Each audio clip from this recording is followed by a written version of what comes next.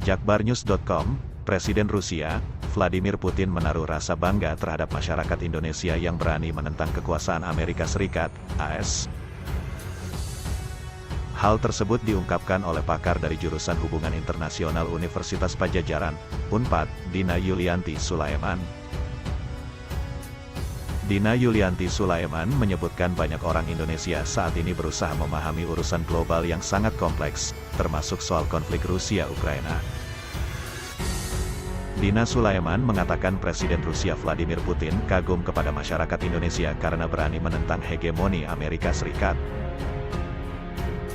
Ketika semua pemimpin dunia lainnya tetap diam tentang intervensi Amerika di seluruh dunia, Putin berdiri sendiri dalam oposisi yang kuat. Banyak dari kita bersyukur bahwa seseorang seperti dia ada, kata Dina Sulaiman kepada SCMP, dikutip Jakbarnews.com pada Rabu, tanggal 9 Maret tahun 2022. Dina Sulaiman yang juga Direktur Pusat Studi Timur Tengah Indonesia, menjelaskan ada alasan lain mengapa umat Islam Indonesia mendukung Rusia dalam invasi di Ukraina. Banyak yang percaya pada hadits Nabi bahwa menjelang akhir zaman, sebuah negara yang dikenal sebagai Rom, yang biasanya diartikan sebagai Rusia, akan bergabung dengan umat Islam untuk melawan musuh besar, katanya. Dina Sulaiman menjelaskan Ukraina merupakan Suriah lain yang telah direkayasa Barat untuk mengadu kelompok yang berbeda di dalam negeri dan saling bermusuhan.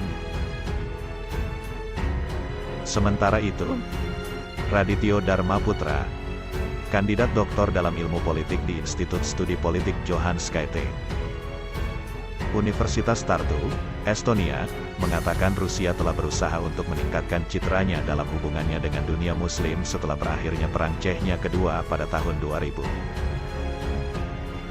Radityo mengatakan pemimpin Chechnya Ramzan Kadyrov memiliki daya tarik yang besar di kalangan muslim Indonesia. Komentar Kadyrov diliput di media berbahasa Indonesia dan dia dipandang sebagai ikon muslim. Ada persepsi bahwa Putin lebih pro-Islam daripada AS. Meskipun ada noda yang diingat oleh generasi yang lebih tua ketika Rusia menginvasi Chechnya dan ketika Uni Soviet melakukan hal yang sama ke Afghanistan, katanya. Masyarakat Indonesia kini memang sudah cerdas dengan berusaha memahami urusan global yang sangat kompleks, termasuk soal konflik Rusia-Ukraina. Masyarakat Indonesia tak ingin terseret dengan isu-isu yang tidak jelas kebenarannya mengenai konflik Rusia-Ukraina. Terlebih politik Indonesia yang menganut sistem bebas aktif. Ini artinya bahwa dari pemerintah pun tak condong memihak salah satu pihak.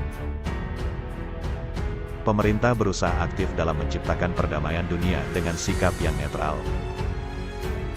Diketahui, invasi Rusia ke Ukraina sudah memasuki hari ke-14 sejak Presiden Vladimir Putin mengumumkan operasi khusus Moskow. Ukraina dikabarkan sudah meminta bantuan NATO untuk melawan invasi Rusia. Polandia dikabarkan akan membantu Ukraina dengan sejumlah peralatan militer untuk melawan Rusia.